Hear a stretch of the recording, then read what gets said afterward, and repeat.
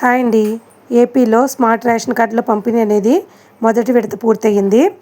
పాత rice card number ఏదైతే ఉందో అదే కార్డు నెంబర్తో అయితే ఈ స్మార్ట్ రేషన్ కార్డు అనేది రిలీజ్ చేశారండి. Ration card type, ration card number, head of the family, family members names, gender, relation, ration shop ID, permanent address, tahsildar కార్యాలయం పేరు, క్యూఆర్ కోడ్, కుటుంబ పెద్ద ఫోటోతో అయితే ఈ స్మార్ట్ రేషన్ కార్డులు అనేవి వచ్చాయండి. వీటిలో ఏ డీటెయిల్స్ తప్పుగా వచ్చినా కూడా ముందుగానే సరి చేసుకోవాలండి.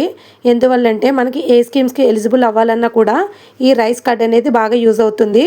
రైస్ కార్డులో డీటెయిల్స్ను చేంజ్ చేసుకోవడానికి change of details in rice card అనే సర్వీస్ ద్వారా వయసు, పుట్టిన తేదీ, లింగము, చిరునామా, కుటుంబ సంబంధము మార్చుకోవచ్చండి. రేషన్ కార్డు ట్రాన్స్ఫరు, మైగ్రేషన్ ఆంధ్రప్రదేశ్లో చేయవచ్చు. హౌస్ హోల్డ్ మ్యాపింగ్ కూడా మార్చుకోవాల్సి ఉంటుందండి. అప్లికేషన్ ఫాము, కొత్త స్మార్ట్ రేషన్ కార్డ్ జిరాక్సు, కుటుంబ సభ్యుల ఆధార్ కార్డ్ జిరాక్సులు, పుట్టిన తేదీ సర్టిఫికేటు, 10th క్లాస్ సర్టిఫికేట్ కానీ ఆధార్ కానీ తీసుకోవాలండి. బంధుత్వము, లింగ నిర్ధారణ డాక్యుమెంట్లు తీసుకోవాలి. అదేవిధంగా అప్లికేషన్ ఫీజు 24 రూపాయలు అనేది కలెక్ట్ చేస్తారు. ఈ ఫామ్స్ తీసుకుని గ్రామ వార్డు సచివాలయానికి వెళ్ళి డిజిటల్ అధికారులు ఆన్లైన్లో అయితే ఎంట్రీ చేస్తారండి. రిసిప్ట్ కూడా ఇస్తారు.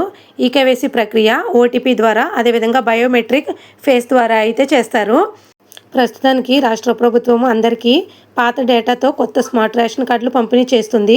ఈ ప్రక్రియ పూర్తయిన తరువాత ఇందులో కరెక్షన్లు చేసుకున్న వారందరికీ కూడా ప్రభుత్వం మరలా పంపిణీ చేసే అవకాశం అయితే ఉందండి. సెప్టెంబర్ నెలాఖరుకు అయితే ఈ స్మార్ట్ రేషన్ కార్డుల పంపిణీ అనేది పూర్తవుతుంది. తర్వాత అయితే అప్డేట్ అనేది రాబోతుందండి. మరిన్ని లేటెస్ట్ న్యూస్ల కోసం మా ఛానల్ని లైక్ చేసి సబ్స్క్రైబ్ చేసుకోండి. Thanks for watching.